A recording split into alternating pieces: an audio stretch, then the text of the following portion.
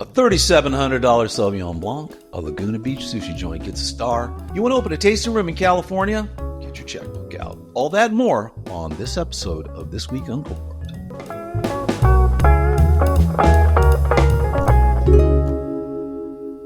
Hello and welcome to episode 5 of This Week Uncorked for Monday, August 19th, 2024. I'm Brett Martin from Cork & Journey, your number one source for Corkage information. Now let's get right to this week's wine news.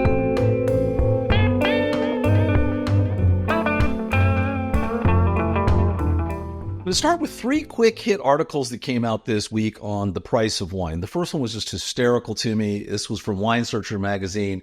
If you don't know, Screaming Eagle is one of the most expensive wines out there, just ridiculous price for their Cabernets. But they have a $3,700 Sauvignon Blanc. That's right, you heard me right, a $3,700 Sauvignon Blanc, which Wine Cellar Insider writes of the 2013 vintage, fresh squeezed grapefruit, as it is the core of this wine from the nose through the finish. Add in fresh flowers, honeydew melon, and green apple with a refreshing acidity, and you get the picture. You get the picture that you just got taken for $3,700. Anyway, this wine scores 93 points. What are they talking about? Look, it's Sauvignon Blanc. I mean, I can't see spending this kind of money for red wine, but I do understand people lose their mind. They lose it for Bordeaux, Screaming Eagle, 100 Acres, all of these wines. To me, it makes literally no sense. I don't think you can get much above $150, $200 and find any difference in wine, but that's just my opinion. But, I would recommend you, Cliff Led has a Sauvignon Blanc from Napa Valley that wine enthusiasts gave 94 points. And guess what? You can pick that up for $32 a bottle. So you can get $115 bottles of that, or you can go ahead and get one bottle of the Screaming Eagle Sauvignon Blanc. You choose. Anyway, check out the article and you can see the craziness that goes on in the world of wine when it comes to pricing. Sometimes it is just nuts. Speaking of the price of wine, Aldi decided to fool a bunch of snobs. And so the drink business has an article on this. Evidently, there's a YouTube channel out there. There was a horse race in England and people were expecting to be quaffing their fine wines. Aldi came in, slipped in a bunch of basically 5-pound bottles, I guess $7 or something US. And the attendees talked about, the aroma and the balance, and we're going on and on and on. So, be careful. I mean, look, you can actually tell the difference between a $7 bottle of wine and a $30, $40, $50 bottle of wine. It shouldn't be hard. I mean, it's impossible to get the same quality. What most people don't realize is that at that level, I mean, you've got the bottle cost, the shipping cost and everything. So if you're getting a bottle of wine for $7, the production bulk on that is just out of control. I mean, you can't even, in order to get the consistency, they use something called Mega Purple. It's a dye that gives it a consistent dye. They don't age it in oak barrels. They throw oak powder in there or oak stays to give it the oaky taste. Really heavily manipulated wines at that thing. So I don't know how Aldi fooled anybody, but it was people pretending to know wine, I guess. But anyway, funny little video if you want to see it. We got the link to that in the newsletter. And then wrapping it up with the cost of wine. Meiningers has an article on the premiumization of wine and basically how the wines you see at the grocery store that were sub $15 a bottle, they're slowly going away. And you're starting to see things more in the upper range. And that basically people aren't really even buying the bulk wines, buying the average wines. That could be good or bad because it can kind of price a lot of people out of the market. If you're, if the lowest end bottle of wine you can get at the supermarket is $20, people might go, well, I don't even know if that's any good. What is it? Is it worth it? Do I want to try it? People might not even try wine and understand what it is. So anyway, a whole bunch of articles this week on wine, the pricing of wine, what's going on in the wine world as it comes to wine, but that's it. But you know what? If you want to save some money, I read there's a book you can get, a bunch of books. You can head over to rexpickettbooks.com. Rex is our sponsor of this show. And guess what? Use the coupon CORK10 and save $10 site-wise on every single thing over at rexpickettbooks.com. He's got posters that are signed. He's going to autograph the books for you. I was just holding up Sideways New Zealand. That's his latest book. The 4th book in the Sideways series. So if you aren't familiar, if you haven't seen the movie, see the movie. The 20th anniversary is coming up.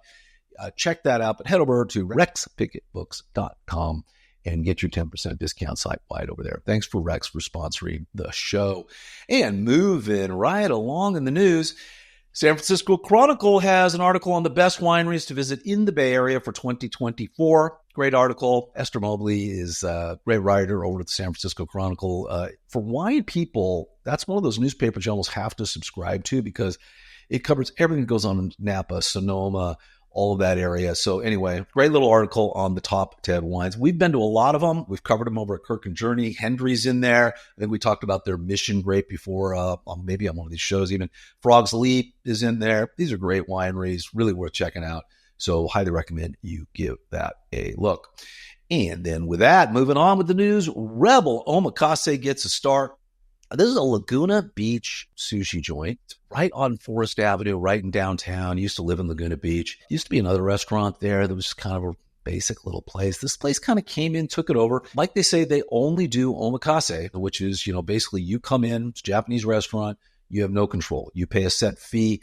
In this case, I want to say it's $300 or $400 per head. Super expensive. They just serve you. You eat it. You like it. We went there. It was fantastic. I didn't feel that the price justified what we got. You get that oftentimes with Michelin-starred restaurants. If you ever read our review of the French Laundry, man, I don't know. You gotta, if you're paying $1,000 a head by the time you're out the door with, food and wine pairings, you better have had the time of your life, right? And so oftentimes for me, what gets that when I'm at a fine dining, crazy Michelin-starred restaurant like that is the service. The service had better be ridiculous. There's a great book called Unreasonable Hospitality. You should check it out. I think it's great for any business, and it talks about it. I think that's the kind of service you need to get. That's the kind of experience you need to have at one of these restaurants. Anyway, Rebel Omakase, great food. Congratulations, they got a star. Really can't say anything wrong with it. Just crazy to see that in a little town like Laguna Beach. So there you go. And this is just in a little strip mall. So wanted to point that out. Pretty happy to see that. Michelin just released all their new stars for California. So you can head over to the Michelin Guide and see everybody that got their stars this year. I think 7 new businesses, 2 stars and 5 1 stars. All right. And then moving on, last week we talked about Easter Island, got its own basically viticulture designation for wine. And now you got Contra Costa County. I mean, why not? They're Easter Island, Contra Costa, both have big rocks. Some are carved, some aren't, but not really much to say there, except another AVA, which is an American viticulture area. Basically, that's when you're buying some wine. You're looking at the bottle, you're saying, where's this from? Sometimes it'll have that AVA on there that gives you an idea of the exact location. And you can and these AVAs are broken down kind of by soil type, climate, that kind of thing. So you get an idea of the type of wine you're getting from that particular area. And a little bit more news here. Again, we're going to dip back to the San Francisco Chronicle, and they've got a nice article on how much it costs to open a tasting room in Napa. You really want to dip into your bank account. Actually, I think these people did a pretty good job. It looks like they did a whole bunch of the work themselves, but they had startup costs of $21K, construction cost of $11K, appliances were $6,000, interior design $11,000, branding $13,000, all indicated just north of $64,000 before they even opened their doors. The funny thing in the article is they still didn't have approval for their liquor license to do the tastings yet from the city, so hopefully that came soon. And they were able to get the tasting room up and going. But an interesting article about just get what it takes to do that. If you've ever wanted to do it, maybe by the time you're done with the article, you won't want to anymore. And we're going to wrap up the news with an article from basically 750 Daily. And this jumped out at me because it's talking about a new era of English still wine. So if you're not familiar, climate change has really driven a lot of the sparkling wine production up in England, and they're really getting some amazing reviews for the sparkling wine they're making in England. So basically the climate of 30 years ago in Champagne is now the climate today in England. So we're seeing a whole bunch of vineyards there, a whole bunch of amazing sparkling wine, high quality champagne quality from the that kind of region kind of stuff. Great soil types. You got the chalky soils. You kind of got everything you have in France in Champagne now over in England, and you're seeing a whole bunch of sparkling wines there. But now we're moving into still wines. The Jackson family, for those of you who know Kendall Jackson Wine, they own a lot of wineries, and they are one of the largest wine conglomerates in the world. And so they've acquired some vineyards over there. Some really, really interesting stuff. The last 10 years in the UK have been the warmest since 2002. Okay. So you basically have this fundamental shift in climate pushing stuff up there. It's allowing for cold, damp, rainy England to actually be a wine producing region. So good for them, and a pretty interesting story. If you want to read about climate change, Jackson family, their growing empire, and what's going on with that, I would suggest you check out that article. And with that, let's head over to our wine and winery of the week.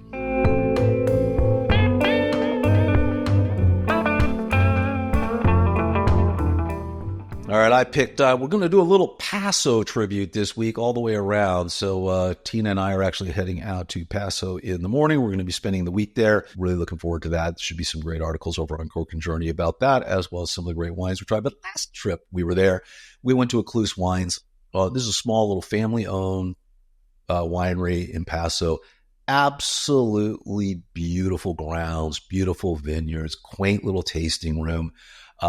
We got to meet with the owner, Steve and Pam Locke. They founded this thing in 1997. They've got about 30 acres. It's on the west side of Paso, kind of a nice little area. They're really, really, really known for their Rhone varietals, Grenache, Syrah, Mourvedre. They do some absolutely amazing blends. Great winery. If you're there, I really recommend you check it out.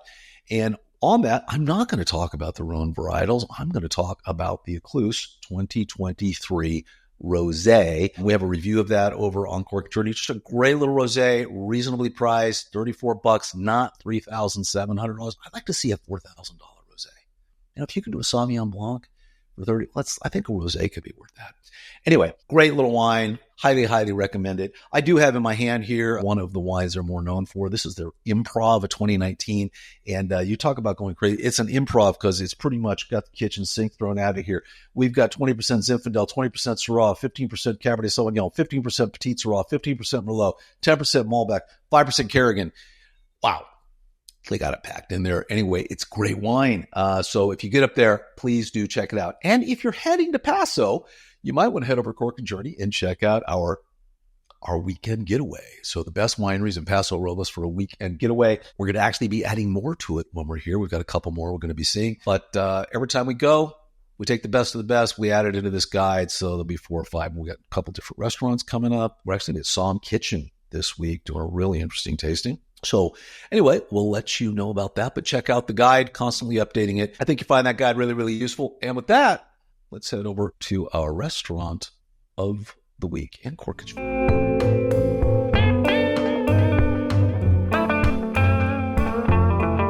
All right, I'm going to stay in Paso for this one. You've got Cello Ristorante and Bar. This is a super quaint restaurant. Very, very nice. It's located, it has no corkage fee, by the way. We absolutely loved it.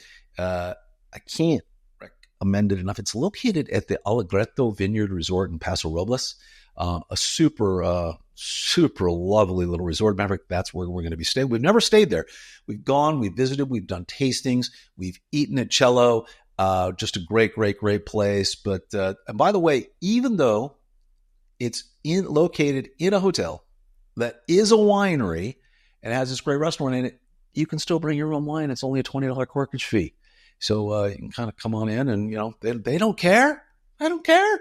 Drink their wine, bring your own wine in. It's a really reasonable price. So if you're out all day long doing wine tasting all over Paso, you come back, you're staying at the hotel, bring your own bottle down to Cello and enjoy it and pay only a $20 corkage fee for that. Allegretto Vineyard Resort, again, great place to stay. If you're going to Paso, great location. From there, you can get easily to downtown. You can hop into up into the hills and check out the vineyards up there as well. So kind of a Paso-focused show this week, probably because I've got Paso on my mind. I'm on my way.